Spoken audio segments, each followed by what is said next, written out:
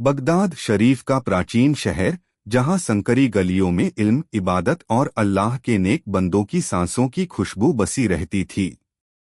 फजर के समय जब मुअज्जिन की आवाज फिजाओं में गूंजती तो दिलों को सुकून मिल जाता। इन्हीं गलियों में एक गरीब मगर बेहद परहेजगार इंसान रहता था, जिसका नाम अब्दुर्रहमान था। वह एक बुजुर्ग मजदूर था। हाथों पर मेहनत की लकीरें और चेहरे पर सब्र व शुक्र की रोशनी साफ झलकती थी। अब्दुर्रहमान का एक ही बेटा था, यूसुफ। यूसुफ जवानी की दहलीज पर कदम रख चुका था, मगर उसके स्वभाव में वह नरमी और आज्ञाकारिता नहीं थी जो उसके पिता में थी। वह अक्सर दुनिया के रंगीन सपनों में खोया रहता, अमीरों को देखकर करता और कभी कभी अल्लाह की तकसीम पर दिल ही दिल में शिकायत भी करने लगता।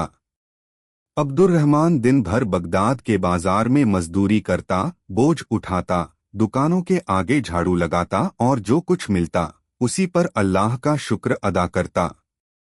शाम को जब वह थकाहारा घर लौटता तो यूसुफ अक्सर नाराज दिखाई देता।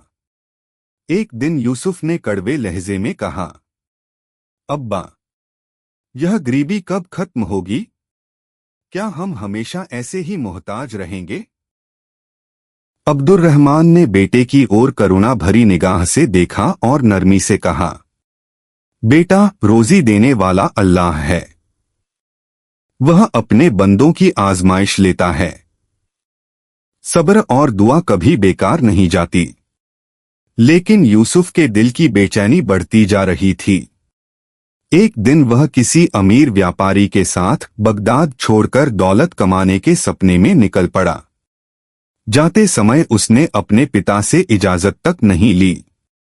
जब अब्दुर्रहमान को इसका पता चला तो उसका दिल गम से भर गया, मगर उसकी ज़बान से कोई बद्दुआ नहीं निकली। उस रात वह वुजू करके जायनमाज पर बैठ गया।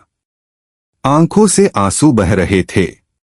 उसने हाथ उठाकर दुआ की, ऐ अल्लाह, मेरा बेटा नादान है मगर मेरे जिगर का टुकड़ा है। उसे गुमराही से बचा ले, उसके दिल में हिदायत डाल दे और उसकी तकदीर संवार दे। ऐ रब, मैंने हमेशा तुझ पर ही भरोसा किया है। यह थी एक पिता की बेलोभ दुआ जो अर्श तक पहुंच जाती है।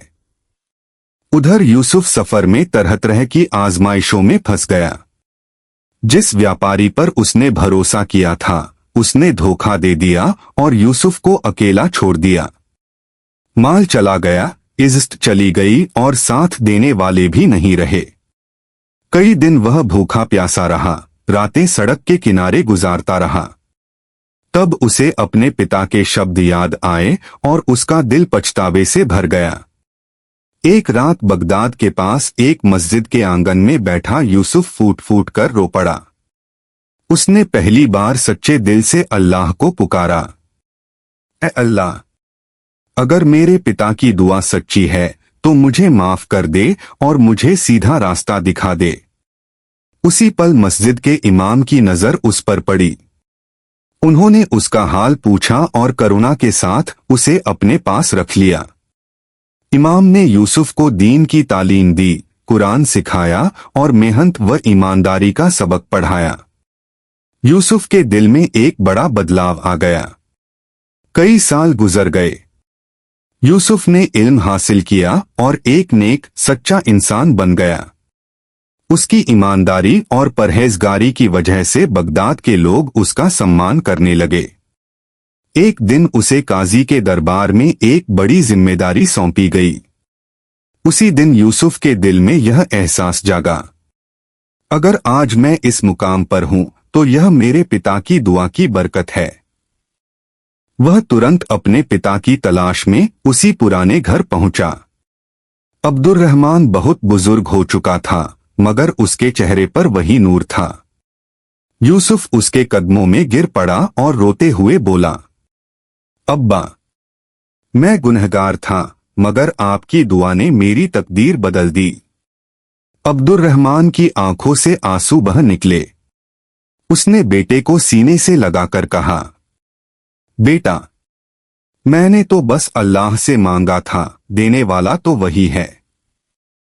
यह मंजर देखकर आसपास के लोग भी रो पड़े। बगदाद की फिजाओं में यह पैगाम गूंज उठा कि पिता की दुआ में वह ताकत होती है जो बिगड़ी हुई तकदीर को भी बदल सकती है। माता पिता की दुआ औलाद के लिए सबसे बड़ा खजाना होती है।